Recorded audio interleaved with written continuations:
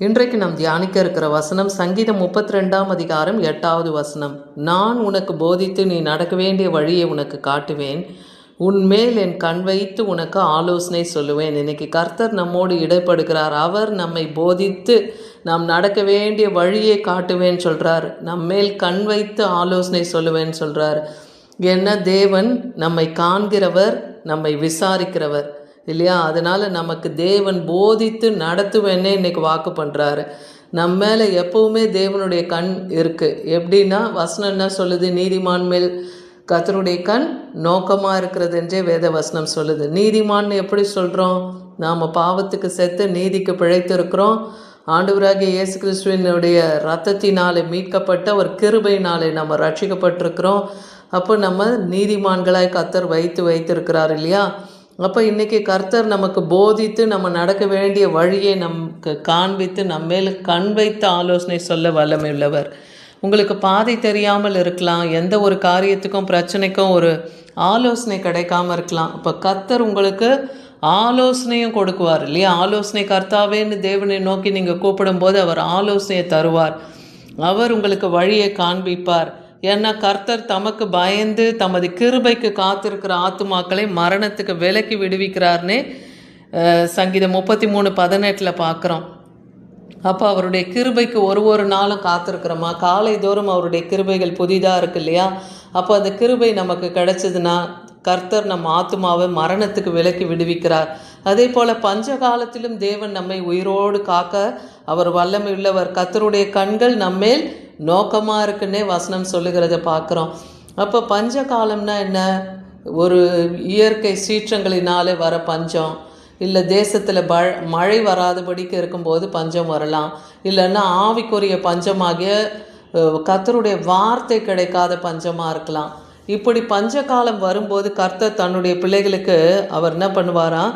பஞ்சகாலத்திலும் அவர்களை திருப்தியாய் போஷிப்பேன்னு சொல்கிறார். ஆவிக்குரிய வார்த்தையினாலும் போஷிப்பார், உலக பிரகாரமான ஆகாரத்தினாலும் தேவன் நம்மை போஷிக்க வல்லமை உள்ளவராக இருக்கிறார். அதனால்தான் அவருடைய கண் நம்ம மேலே நோக்கமாக இருக்குன்னு எழுதப்பட்டிருக்கு. நீதிமொழிகள் 3ஆம் அதிகாரம் 5-6 வசனம் பார்க்கும்போது அப்போ நம்ம தேவன் நம்மளை நடத்தணும், அவர் வழியில் நம்ம நடக்கணும். அப்போ நம்ம என்ன செய்யக்கூடாதுன்னு சொல்கிறாருன்னா, உன் சுய புத்தியின் மேல் சாயாமல் உன் முழு இருதயத்தோடு கர்த்தர் பேரிலே நம்பிக்கை வை. இன்றைக்கி இந்த உலகத்தில் நமக்கு இருக்கிற பொன் பொருள் சொத்துக்கள் மீது நம்முடைய கவனம், மனுஷர் மீது நம்முடைய கவனம், அவங்கள மாத்திரம் நம்ம நம்பி ஓடாதபடிக்கு கர்த்தர் பேரிலே நம் நம்பிக்கை வைக்கணும்னு சொல்கிறார். அப்போ உன் வழிகளெல்லாம் அவரை நினைத்துக்கொள்ள, அப்பொழுது அவர் உன் பாதையை செவ்வைப்படுத்துவார். கர்த்தரை மாத்திரம் நினைத்து நம்ம போகும்போது கர்த்தர் நம் வழிகளை செவ்வைப்படுத்துவேன்னு சொல்கிறார். நம் வழிகளில் இருக்கிற கோணலான காரியங்களை தேவன் நீக்கி அந்த காரியங்களை தேவன் நமக்கு வாய்க்க செய்வார். சங்கீதம் 25:8 பார்க்குறோம். கர்த்தர் எப்படிப்பட்டவர்? அவர் நல்லவரும் உத்தமருமாக இருக்கார். அதனால் அவர் பாவிகளுக்கு கூட தன் வழியை தெரிவிக்கிறார். சாந்த குணம் உள்ளவர்களை தேவன் நியாயத்தில் நடத்தி சாந்த குணம் உள்ளவர்களுக்கு தமது வழியை போதிக்கிறார். அப்போ யாருக்கு தேவன் வழியை போதிக்கிறேன்னு சொல்கிறாரு? அவர் பாவிகளுக்கு வழியை தெரிவிக்கிறார். சாந்த குணம் உள்ளவர்களை நியாயத்தில் நடத்தி அவங்களுக்கு வழியை போதிக்கிறாராம். கர்த்தருடைய உடன்படிக்கை அவருடைய சாட்சிகளை கை கொள்ளுகிறவர்களுக்கு அவருடைய பாதைகளில் எல்லாம் கிருபையும் சத்தியமாக இருக்குதுன்னு வேதவசனம் சொல்லுது.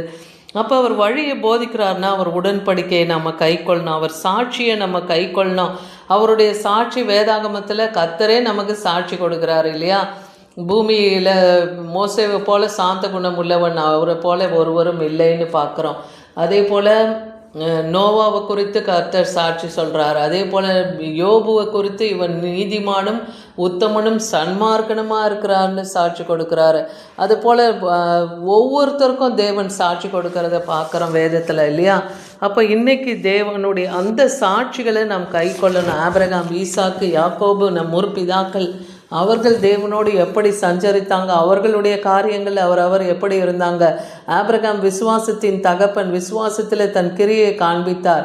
ஈசாக்கு பயபக்திக்குரியவர்னு வேதத்தில் எழுதியிருக்கு. தேவனுக்கு பயந்து நடந்தார். அதனால் பஞ்ச காலத்திலே அவருக்கு விதை விதைத்த போது தேவன் 100 மடங்கு அவருக்கு அறுவடையை தந்தார். யாக்கோபு கையும் கோலுமாக பிழைக்க சென்ற யாக்கோபை தேவன் இரு பரிவாரத்தோடு பெருங்கூட்டமாய் தேவன் அவரை வழிநடத்தினார்னு பார்க்குறோம், பெருக செய்தார்னு பார்க்குறோம். அப்படி ஒவ்வொருத்தருடைய காரியங்களும் சாட்சியங்களும் நம்ம எண்ணி பார்க்கும்போது அது நம்முடைய வாழ்க்கையில் பிரயோஜனமாக இருக்கும். அதை நாம் கை கொண்டு வாழும்போது தேவன் போதித்த வழிகள் அதெல்லாம் அவங்கள நடத்தியிருக்காருன்னா நம்மையும் தேவன் நடத்துவார். அதை விட முக்கியமானது என்ன, ஆண்டவராகிய இயேசு கிறிஸ்து தன்னுடைய அடிச்சுவடை நமக்கு வைத்து போயிருக்கிறார் இல்லையா? மத்தேயு 11:29 பார்க்குறோம், நான் சாந்தமும் மனத்தாழ்மையுமா இருக்கிறேன் என்று என்னை என்னுடைய நுகத்தை நீங்கள் ஏற்றுக்கொள்ளுங்கன்னு சொல்கிறாரு இல்லையா? அவர் சாந்தமும் மனத்தாழ்மையும் உள்ளவர். அவர் நுகத்தை நாம் சுமந்து கொள்ளும்போது, அவரிடத்தில் நாம் கற்றுக்கொள்ளும்போது தேவன் நம் ஆத்மாவுக்கு இளைப்பாறுதலை தருவார். அந்த சாந்தமும் மனத்தாழ்மையுமா இருந்தது நமக்கு அந்த நுகத்தை நம்ம சுமக்க ஆரம்பித்தோன்னா அந்த உலகத்தில் என்ன ஒரு பாடு, பிரச்சனை, எதிர்ப்பு, நிந்தை, அவமானம், போராட்டம் வந்தாலும் கர்த்தர் நம்மோடு கூட இருப்பார். ஏன்னா இது அவர் கொடுக்குற நுகம். அதை நாம் சுமக்கும் போது நம்ம ஆத்துமாக்களுக்கு அவர் இளைப்பாறுதலை தருவார். அது அலைந்து தெரியாது.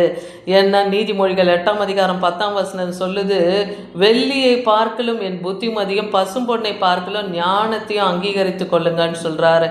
அப்போ வெள்ளியை பார்க்கலும் அவருடைய புத்திமதியை நாம் கேட்கணும். பசும் பொன் என்னதான் தங்கம் நம்ம கையில் இருந்தாலும் அதை விட அவருடைய ஞானத்தை நீங்கள் அதிகரித்து கொள்ளுங்க. தேவ ஞானம் எப்போ நமக்கு கிடைக்கும்?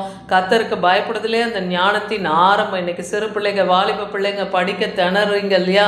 படிக்க முடியாமல் கஷ்டப்படுறீங்க இல்லையா? இன்னைக்கு முதலாவது தேவனுக்கு பயப்படுங்க, பயந்து நடங்க, கர்த்தர் கீழ்ப்படிங்க, கர்த்தருடைய கட்டளை கற்பனையின்படி நடங்க, அவரை உண்மையாய் தேடுங்க, தேவனை தொழுது கொள்ளுங்க. அப்போ கர்த்தர் உங்களுக்கு ஞானத்தை தருவார். முத்துக்களை பார்க்கலும் ஞானம் நல்லது, அதை விட இச்சிக்கப்படத்தக்கது அதற்கு நிகர் எதுவுமே இல்லைன்னே வேதவசனம் சொல்லுது. ஏசாயா 49:10 பார்க்குறோம்.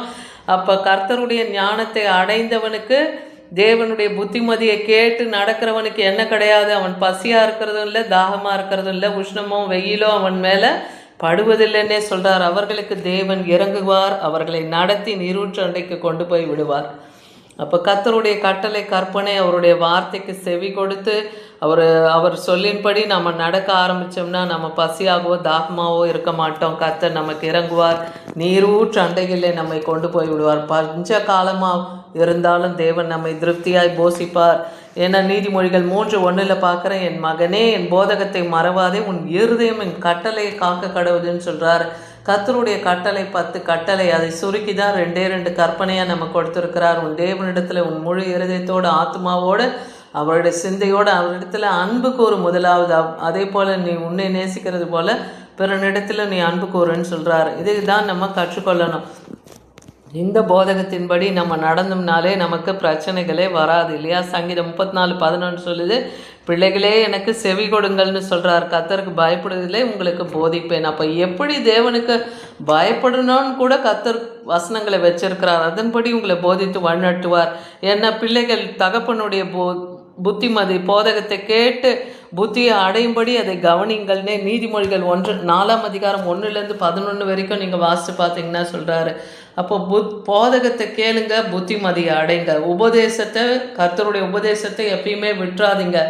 அதே போல் ஆண்டவராகிய இயேசு கிறிஸ்து தன் தகப்பனுக்கு பிரியமாக நடந்து கொண்டார். அவர் கட்டளைக்கெல்லாம் கீழ்ப்படிந்து அவர் என்ன கற்பித்து அவர் செய்து காண்பித்தாரோ அதுதான் இந்த பூமியில் அவர் நடத்தினார்னு பார்க்குறோம்.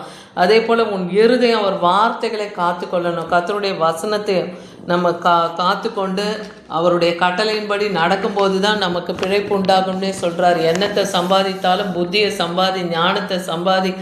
அவர் வாயின் வார்த்தைகள், கர்த்தருடைய வார்த்தை நம்ம வாயிலிருந்து விலகவே கூடாதுன்னு சொல்கிறார். அந்த வார்த்தைகளை என்னாலும் மறந்து போகாதீங்க, அதை விட்டுறாதீங்க.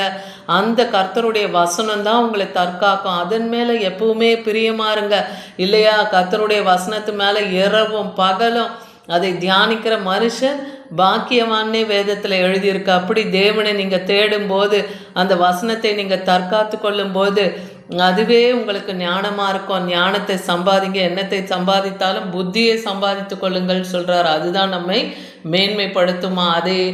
அதுபோல் அது உன்னை கனம் பண்ணும். நீ அதை தேடினால், தேவன் ஞானத்தை நாம் தேடும்போது கர்த்தர் நம்மை கனப்படுத்துவார். அது உன் தலைக்கு எப்படி இருக்குமா? அலங்கார முடியை போல இருக்குமா? எது? கர்த்தருடைய வசனத்தை நாம் ஏற்று அதன்படி நடந்தோம்னா அது நம் தலைக்கு அலங்காரமாக இருக்குது. அதே போல் ஒரு மகிமையுள்ள கிரீடத்தை நமக்காக வைத்திருக்கிறார். பரலோகத்திலே அநேக கிரீடங்கள் நமக்காக வைத்திருக்கிறார். அநேக வாசஸ்தலங்கள், அநேக பரிசுத்த வஸ்திரங்களை நமக்கு வைத்திருக்கிறார் இல்லையா?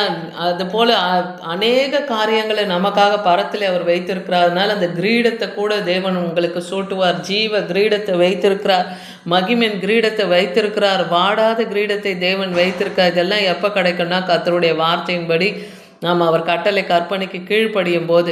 என் வார்த்தைகள் உன் ஆயுசு வருஷத்தை அதிகரிக்கும்னே சொல்கிறார். கர்த்தருடைய வார்த்தையை நாம் காத்து நடக்கும்போது அது நம்முடைய ஆயுசு வருஷத்தை கூட அதிகரிக்குமா. ஞான மார்க்கத்தை நான் போதித்தேன், செவ்வையான பாதையிலே உன்னை நடத்தினேன்னு சொல்கிறார். அப்போ இதெல்லாம் தான் அவர் நமக்கு போதித்து சொல்லுகிற காரியங்களின்படி நம்ம நடக்க ஆரம்பித்தோம்னா, கர்த்தருடைய வழியில் நாம் நடக்க ஆரம்பித்தோம்னா, தேவன் நம்மை மேன்மையாக எல்லா ஜனத்துக்கு முன்பாக உன்னை மேன்மையாக வைப்பேன்னு அன்னைக்கு யோசுவாக்கு அந்த வாக்கு தத்தத்தை கொடுத்த தேவன் இன்னைக்கு நமக்கும் அதை தருவார். அதனால கர்த்தர் நம்மை போதித்து நம்ம நடக்க வேண்டிய வழியை நமக்கு காட்டி நம்மேலே அவர் கண் வைத்து ஆலோசனை சொல்லும்போது அதன்படி நடக்கும்போது தேவன் நமக்கு மேன்மையை தருவார். ஆமீன்.